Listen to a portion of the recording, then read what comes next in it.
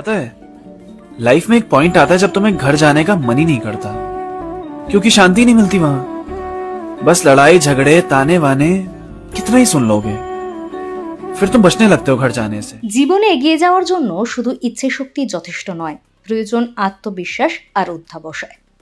আর এই কথাটাই প্রমাণ করেছে এক তরুণ, সায়ন ব্যানার্জি। সায়ন পশ্চিমবঙ্গের পানাগড়ের ভরতপুর গ্রামের এক সাধারণ ছেলে। চলতি বছর উচ্চ মাধ্যমিক পরীক্ষা দিয়েছে। সায়েন্স বিভাগের ছাত্র সে, কিন্তু জীবন সহজ ছিল না। বাবা 2 বছর আগেই চলে গিয়েছেন। সংসারের দায়িত্ব এখন মা আর 2 ভাইয়ের কাঁধে।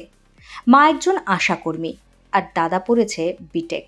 তবুও দারিদ্র তাকে থামাতে পারেনি। ছোটবেলা থেকে অ্যাডভেঞ্চারের নেশা।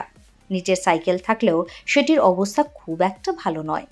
তবুও স্বপ্ন তো থেমে থাকার জন্য নয়।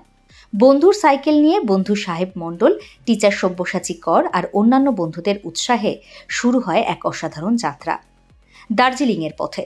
24শে মার্চ বাড়ি থেকে বেরিয়ে 31 মার্চ পৌঁছে গেল দার্জিলিং, একা, নিজের সাইকেলে, নিজের জেদ আর স্বপ্নকে সঙ্গী করে। বন্ধুরা আত্মীয়রা সবাই পাশে দাঁড়িয়েছে। টিচার সব্যসাচী কর শুধু উৎসাহ দেননি, দিয়েছেন প্রয়োজনীয় খাবার আর কিছু টাকা। কিন্তু এই যাত্রা কেবলই একটা শুরু। ভবিষ্যতে সে লাদাখ যেতে চায়, পাহাড়ের সৌন্দর্য উপভোগ করতে চায়। শুধু তাই নয়, হোটেল ম্যানেজমেন্ট নিয়ে পড়ার স্বপ্ন রয়েছে তার। আর সেই স্বপ্ন পূরণের জন্য নিজেই উদ্যোগী হয়েছে। বাড়িতে কেক আর আইসক্রিম বানিয়ে বিক্রি করে নিজে উপার্জন শুরু করেছে।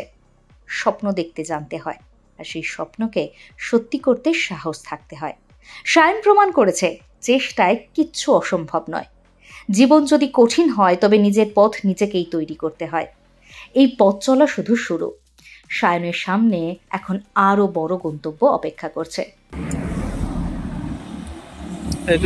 তুমি কোথায় যাচ্ছ? আমি যাচ্ছি দার্জিলিং। কোথা থেকে আসছো? বর্ধমান ডিস্ট্রিক্ট পানাগড়। কেন দার্জিলিং যাচ্ছ কেন?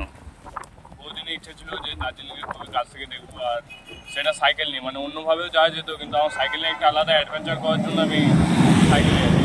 কী নাম তোমার? সায়ন ব্যানার্জি। আচ্ছা, তুমি এমনি কি করো? আমি এমনি 12 পাস করেছি এই বছরে, HSCG। আচ্ছা, তো এই ছুটিতে মানে এখন তো কলেজের ভর্তি হয়নি, রেজাল্ট বেরোয়নি? না, রেজাল্ট এখন বেরোয়নি। তো এই ছুটিতেই বেড়াতে যাচ্ছ? হ্যাঁ, এই ছুটিতে বেড়াতে গেছি। বাড়ি থেকে কেউ বাধা দেয়নি? বাড়ি থেকে প্রথমে বাধা দিয়েছিল, তারপরে আস্তে আস্তে যখন আমি জোর করলাম এটা যে হবে, একবার ছাড়ো আমাকে, তখন তারপরে বললো ঠিক আছে। তারপর সাপোর্ট করেছে আমার বিভিন্ন স্যার, ফ্রেন্ড সার্কেল, সবাই সাপোর্ট করেছে এটা। কদিন আগে বেরিয়েছো? 24 তারিখে বেরিয়েছি, 24শে মার্চ। কদিন লাগবে মনে করছো? আর হয়তো আজকে বিকালের মধ্যে পৌঁছে যাবো। Bureau report, Sonarpur update.